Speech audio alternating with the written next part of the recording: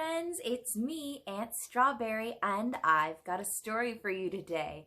Today's story is The Cat That Climbed the Christmas Tree. The Cat That Climbed the Christmas Tree by Susanne Santoro Whayne, illustrated by Christopher Santoro.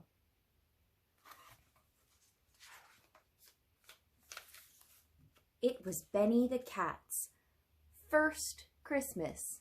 On Christmas Eve, armloads of boxes were carried into the living room.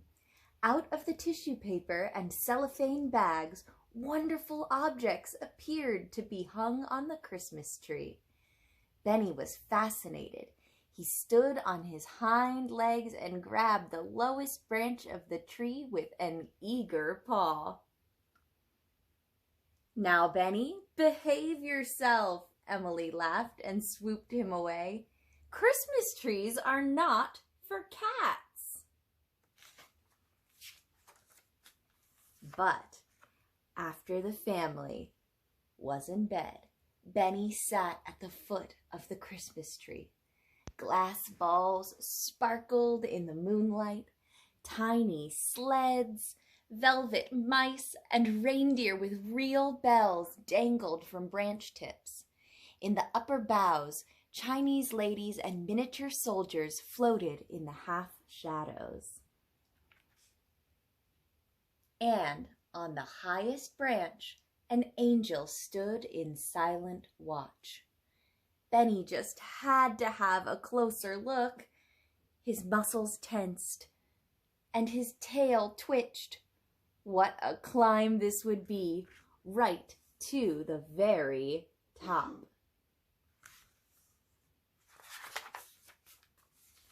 In one quick leap, he was on a low branch, nose to nose, with an old fuzzy reindeer.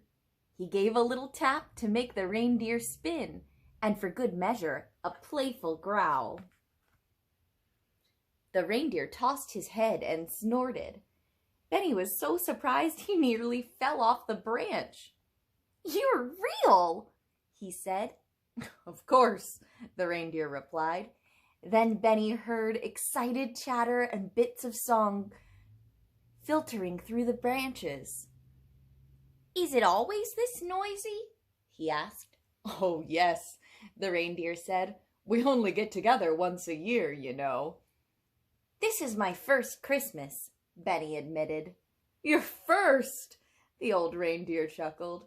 "I've been with the family for years. In fact," he said, "I used to hang at the top right beside the angel herself." "Really? At the top? That's where I'm headed now," Benny said, and with a wave, he scrambled onto a higher branch.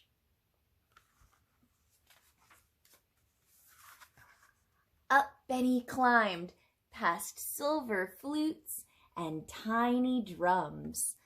Miniature skaters called to one another, and old-fashioned clothespin ladies gossiped on their boughs.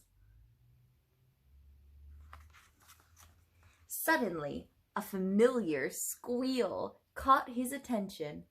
A velvet mouse peeked out of a red stocking. Curious, Benny approached. The mouse ducked out of sight. "Go away!" the mouse cried. "Don't worry," Benny said reassuringly. "I never hunt velvet mice. Besides, I'm on my way to the top of the tree." The mouse cautiously rose from his stocking and regarded Benny with interest. "That's very unusual," the mouse said, "and possibly risky." "Cats thrive on risk," Benny scoffed. "Just the other day, I jumped right from the kitchen counter to the table, and I was carrying a piece of bacon at the same time." "I'm sure you're good," the mouse said, but there are sharp needles and shaky branches, not to mention the soldiers who guard the top of the tree. You'll never get past them. I'll keep that in mind, Benny smiled. How about a game of tag on my way back? No thanks, the mouse cried and quickly disappeared into his stocking. Benny climbed higher. He stopped beside a red sled to admire a beautiful bird. She was perched before a tiny music stand, and her long, iridescent tail swept to the branch below. "Why, it's a cat!" the bird cried. "However did you get up here?" "I climbed," said Benny proudly. "Such bravery! Your reward shall be a song. Everyone tells me I have a very fine voice." Benny glanced up. Was that the lacy hem of the angel's skirt up ahead? "No," he said. "I can't stay." Benny reached the next branch. Chinese ladies whispered behind their fans. One pointed at something over Benny's shoulder. Before he could turn, Benny heard a shout. "Halt! Who goes there?" "The soldiers!" Their leader advanced and stood before Benny. "I'm Benny the cat," Benny answered in his most charming voice. "I've come to see the top of the tree." "No cats in this tree," the leader said firmly. "Go back." "But I'd love to see the angel," Benny said, smiling pleasantly. "I'll just be a minute." Benny started around the line of soldiers. They rushed to bar his way, but Benny was too fast for them. He leapt to one side and broke past. 2 glass bells crashed to the floor. The tree was in an uproar. Benny caught a branch over his head, but it dipped sharply. His back legs slid off the bough and spun in the air. "What is this commotion in my tree?" a voice called from above. "Soldiers, let the visitor pass." The soldiers withdrew.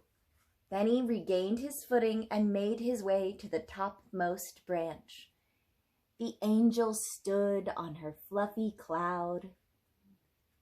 Benny had never seen such a beautiful creature. She wore a long gown of satin and lace, and she had 2 graceful silk wings. "Benny, what is this disturbance?"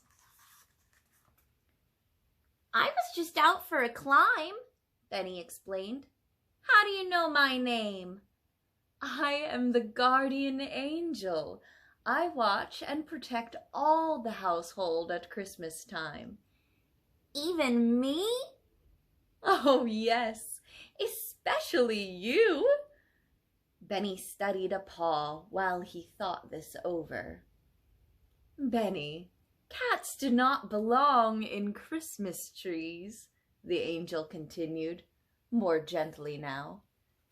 "Didn't your family tell you that?" "I guess so."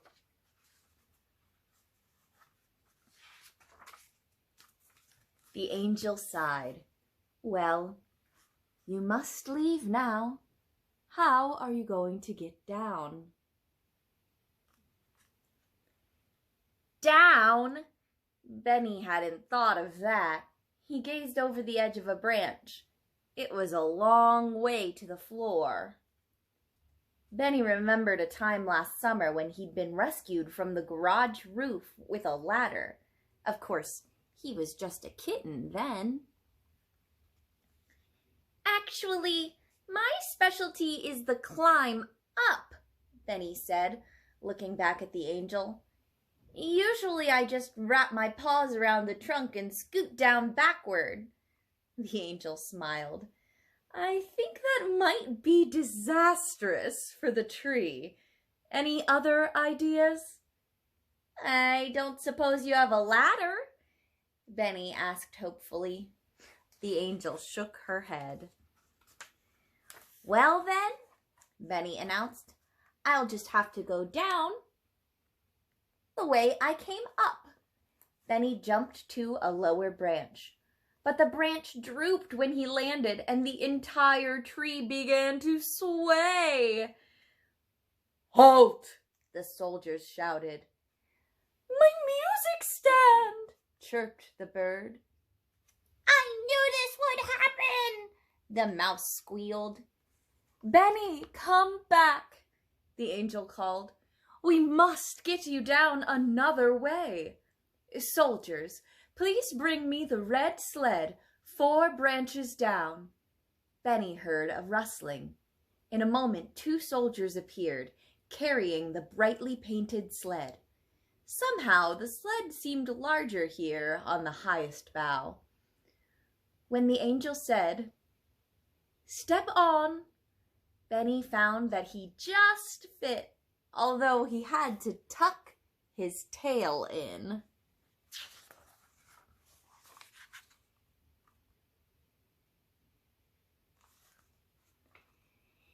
This is great, Benny cried. Can I do loops? No loops, the angel said. Behave yourself. I'll be watching. The angel reached down and stroked Benny's head.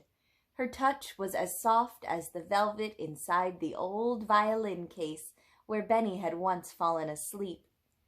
Then she smiled. Are you ready? I'll push you. The sled sailed off the tree. Goodbye! Goodbye! Benny called.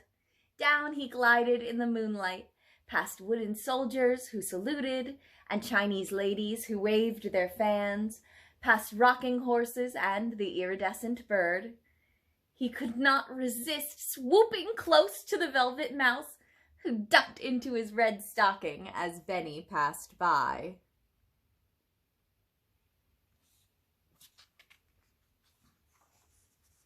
At last, Benny landed on the carpet, just below the fuzzy reindeer.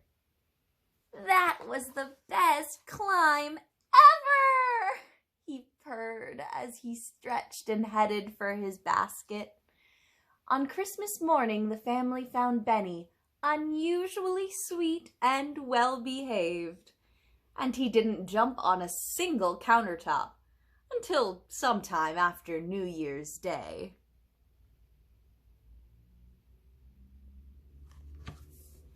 And that is the story of the cat that climbed the Christmas tree. Have a very Merry Christmas. Bye, friends.